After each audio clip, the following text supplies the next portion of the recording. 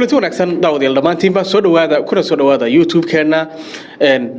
waa warbixintan waxaan uga hadlaynaa wadanka Afghanistan halkaas oo ay diiradda saaraysay warbaahinta caalamka runtii waxa la arkayay TV aan hawadaba ka bixin kuwaas oo si joogto ah uga waramayay dhacdooyinka iyo wararka wadankaasi ku saabsan Afghanistan aniguna barteena ayaan isku dayaynaa bal Soomaalida wixii xog ah inuu soo helnayna nagu soo gudbino rukumo oo subscribe saar like saar si muuqaalkan meel dheer u gaaro waad mahadsantiin aan ku bilaabay xilli uu dalka Mareykanka shaqaalihiisa uu kala baxay caasimada Afghanistan ayaa waxa baraha bulshada 24 saac walibana saacadii ugu dambeeyay aad loo wareejinayay muuqaalka diyaarad dadka daadgureynayay Kabul taasoo la arkayay halkaas dad ku xumaya muuqaalkaas ayaa soo celiyay xasuus saro oo sidaan oo kale uga dhacday Mareykanka waa muuqaal cajiiba sanadkii 1975 sawir qaado iyo muuqaal dubanin ah ayaa waxa uu soo baahiyay dabcan muuqaal aad ay dad ugu xumsan yihiin diyaarad helicopter oo dul fadhiday dabaq ku yaala magaalada Lehrada Saigon ee wadanka Vietnam xilligaas waxa soo afjarmay dagaalkii Vietnam dad falanqeeya siyaasadda iyo xildhibaanada Mareykanka ayaa labada xisbiya ayaa waxay sheegeen inay isu eg yihiin wixii 46 sano ka hor ka dhacay magaalada Lehrada Saigon iyo qabsashada Taliban ee Kabul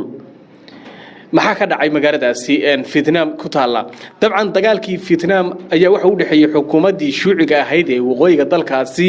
iyo maamulkii ka jiray ee koonfurta oo uu taageerayay Mareykanku waxa uu ahaa dagaal daba dheeraaday oo socday ku dhawaad 20 sano isla markaana ay si weyn ugu kala qaybsameen shacabka Mareykanku 3 Abriil sanadkii 1975 ayaa magaalada dalkaasi ugu weynay Lehrada Saigon isla markaana ahayd caasimadii furta waxa dagaal kula wareegay xoogagii shuuciga ahaa ee waqooyiga ee loo yaqaan markaas Congo colaadda Vietnam ayaa ku soo beegantay xilli uu meel adag marayay dagaalkii qabooba waxaana labada dhinac kala taageerayay midowgii Sovieti iyo Mareykanka xukuumadda Washington ayaa dagaal uga qayb qaadanaysay boqolaal kun oo askari Mareykanka ayaa ciidamadiisa kala baxay koonfurta Vietnam sanadkii 1973 iyo 3 sano kadibna waxa gacanta waqooyiga ay u gashay sida magaaladaasi oo markii dambe loo bixiyay markaasi magaalada loogu magac diray ilaahday hogaamiyihii waqooyiga si lamida Kabul magaalada Lehrada Saigon ayaa si degdeg ah uusan Mareykanku u fileen gacanta inay u gasho xoogaga waqooyiga Mareykanka ayaa xilligaasi Saigon ka daadgureystay dad ka badan 7,000 oo isugu jiray muwaadiniintiisa dad u dhashay koonfurta Vietnam iyo ajaanib kale waxaana safaaradiisa u daabulay diyaarad helicopter ay halkaas ka dabsho geysay safarada howlgalkaasi ayaa loo baxshay markaasi Operation Frequent Wind kaasoo aad warbaahinta caalamku ay u qaada dhigtay dabcan hadii aan markaan eego ma la isbarbardhigi karaa labada dhinac waa Kabul iyo magaalada Saigon yiraahdo ee ku taala Vietnam dabayaaqadii dagaalkii Vietnam ayaa dad badan oo Mareykan ah waxay si weyn u dhaliileen dhaqaalihii badnaa ee ay Washington ku bixisay colaadaasi iyo walibana muwaadiniintooda ka badan كونتريا سيدة كون يكون فاي العلاقاتي dadka qaar ayaa u arkayay qabsashada Saigon waji gabax oo Mareykanku kala kulmay saddexdii siyaasad ee caalamka waa saaxadda ay raahday siyaasadda caalamka sanadihii xigayna waxa aad u batay shacabka Mareykanka ee diidan in ciidamadiisa ay ka dagaalamaan dibadda dalkooda xildhibaano badan oo Mareykan ayaa isbarbar dhigay Saigon iyo Kabul Joe Biden ayaa waxa uu Twitter-ka ku qoray waa guuldarro foolxun oo Mareykanku hilmaami doonin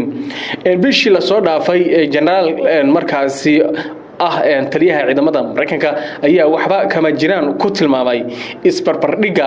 labadaasi dhacdo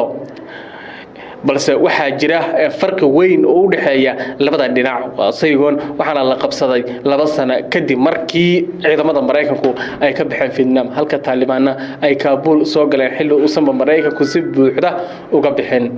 Afghanistan su'aalayaal iska weydiinaya waxay arrintaani u dhimi karto subcadda siyaasadeed ee madaxweynaha imika talada Mareykanka haya Joe Biden oo hirgeliyay qorshaha uu Mareykanku uga baxayo wadankaasi Afghanistan Mareykanka ayaa waxa uu maagan yahay sida la sheegayo sida madaxweynayaal badan oo kii koreekan oo Donald Trump ayaa waxa uu sheegay dhammaan ciidamadiisa Mareykanku inuu kala baxayo wadamo badan oo ay Soomaaliya ku jirto sida Afghanistan iyo dalal kaleeto oo caalamka ku yaala balse warjiraab cakaaru imaan xaaladda Afghanistan halkay ku dambeynto Taliban oo la soo warinayay dawladda badan ba mar hore in xiriir la soo sameeyeen si ay wada xaajoodkooda ay halkaas uga sii wataan inkastoo Mareykanku siyaabo kala duwan arrintaani uga hadlay dabcan hadii aan eego sidoo Mareykanku arrintaasi ka yiri waxyaabaha ku saabsan kooxda Taliban ayaa cafis guud u fidisay dhamaanba mas'uuliyiinta dawladda Afghanistan iyagoo ku booriyay inay ku laabtaan shaqada markaas iyagoona qaba kalsooni buuxda cafis guud ayaa loo fidiyay dhamaanba marka waa inaad dib u bilowdaan nolol maalmeedkaaga si walba oo ay kalsooni buuxda u jirto ayay ku qortay FBI iyadoo oo soo xiganaysa bayaan ay ka soo baxay Taliban waxay ku soo beegmaysaa iyadoo ay jirto cabsi soo food saartay